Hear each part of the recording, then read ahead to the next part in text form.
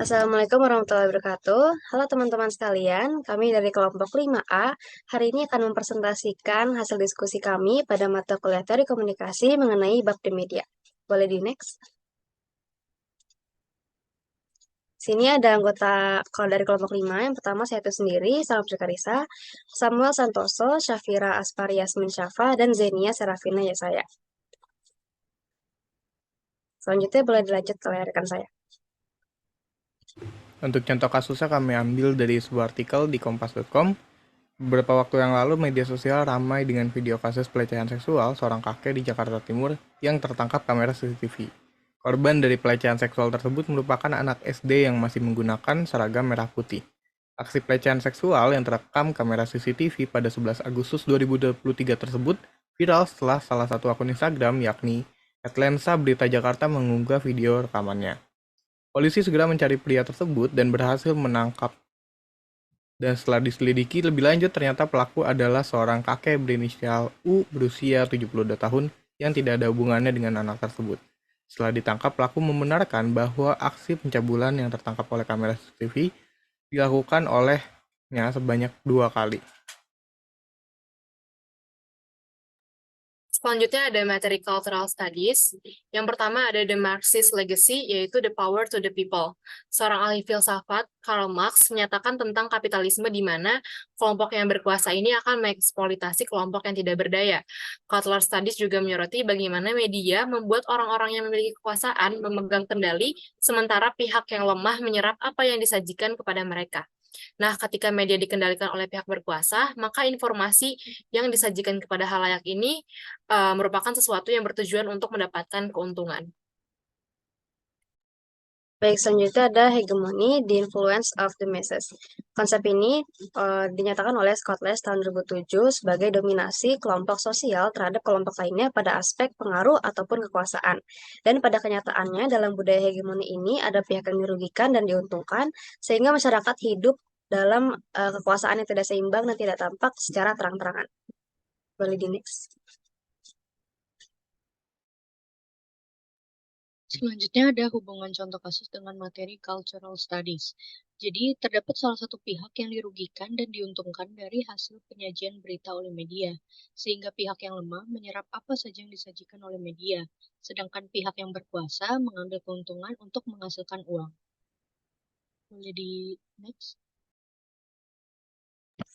Baik, selanjutnya di sini ada cultivation analysis oleh George Gardner tahun 1969.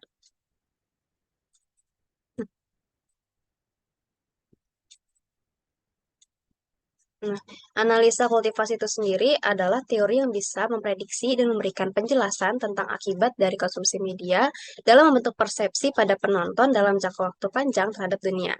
Untuk cara kerjanya itu sendiri ada dua, ada mainstreaming, di mana realitas sosial itu bergerak beriringan dengan realitas televisi lebih dari realitas yang sebenarnya, dan resonance itu adalah realitas televisi ternyata sesuai dengan realitas yang terjadi pada kehidupan nyata.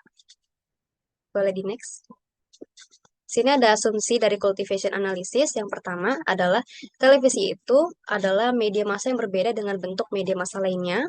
Yang kedua, televisi membentuk cara berpikir dan berhubungan pada masyarakat. Dan yang ketiga, pengaruh televisi itu terbatas sehingga memberikan kontribusi yang kecil namun dampaknya itu nyata.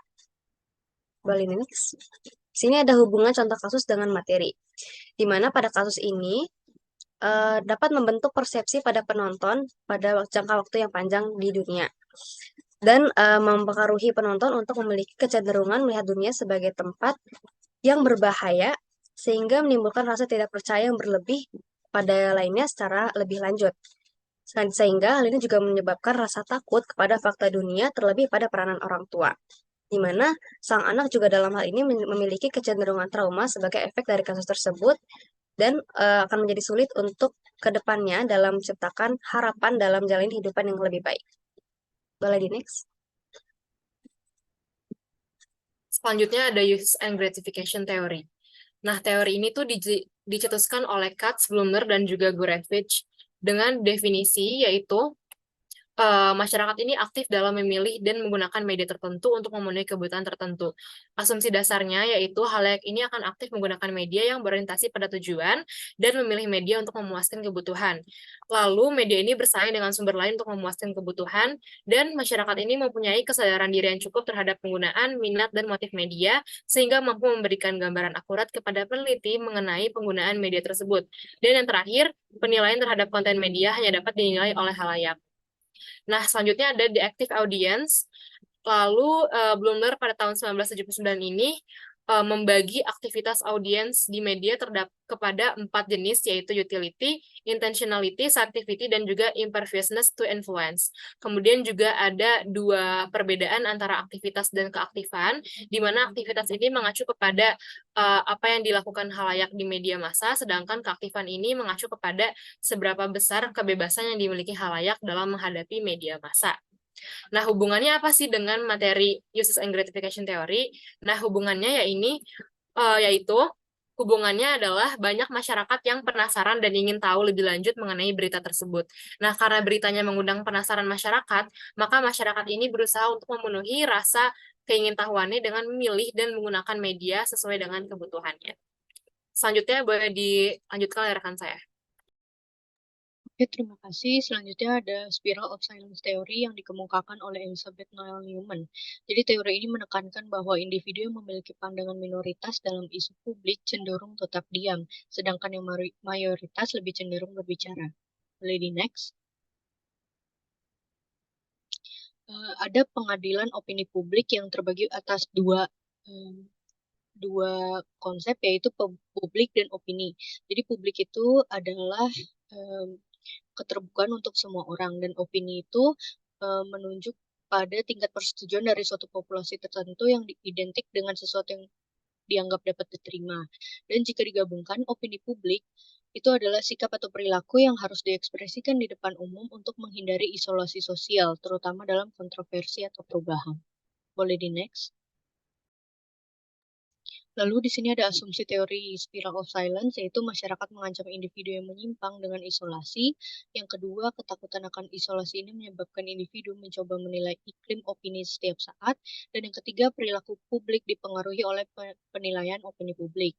Lalu ada pengaruh media, yaitu spiral of silence ini menyoroti peran media dalam membentuk opini publik. Media membuat orang merasa tidak berdaya untuk berpartisipasi dalam percakapan. Adapun 3 karakteristik media itu adalah ubiquity, yaitu media ada di mana-mana, cumulativeness, yaitu media berulang-ulang, dan consonance, di mana media memiliki kesamaan dalam sikap, kepercayaan, dan nilai. Dan hubungannya dengan kasus yang di atas adalah dapat dikaitkan dengan definisi teori spiral keheningan sendiri, yaitu si pelaku sebagai pihak mayoritas tidak jera dalam melakukan perbuatannya. Padahal ada lembaga yang membela hak dari para korban tersebut, yaitu Kemenpa. Para korban ini berpihak sebagai pihak minoritas dalam kasus ini yang tidak mampu membela diri mereka dan cenderung pasrah. Lalu yang kedua dapat dikaitkan dengan opini publik dan pengaruh media. Media yang menginformasikan berita itu ada banyak, dan seperti yang ada di dalam contoh ini yaitu Instagram dan Twitter.